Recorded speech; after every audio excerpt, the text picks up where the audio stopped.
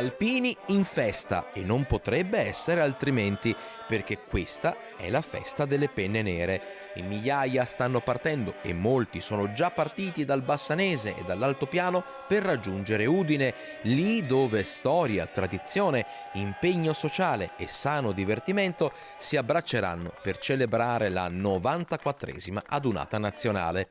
Stamattina a Bassano 3 gruppi di Asiago, Stoccareddo e Camporovere hanno condiviso con noi una tappa del loro viaggio. Siamo fermi qua a Bassano per il classico spuntino, sarà una bellissima adunata, pioggia, non pioggia, noi siamo pronti, attrezzati e andiamo.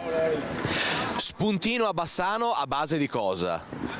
Soppressa e formaggio asiago chiaramente. Scorte in abbondanza anche per eventuali scambi con gli alpini a Udine, una cinquantina di penne nere, giovani e veterani come Vittorio Pesavento di 86 anni.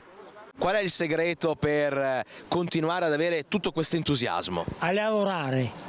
Uno che lavora sta bene e uno che fa niente si ammala. Orgoglio e fierezza alpina al punto da presentarsi così. Lucio Spagnolo, anche sindaco di Rozzo. Anche sindaco di Rozzo, perché è più importante essere alpino. In questo momento è più importante essere alpino con questi amici per una grande festa che sarà una festa di amicizia.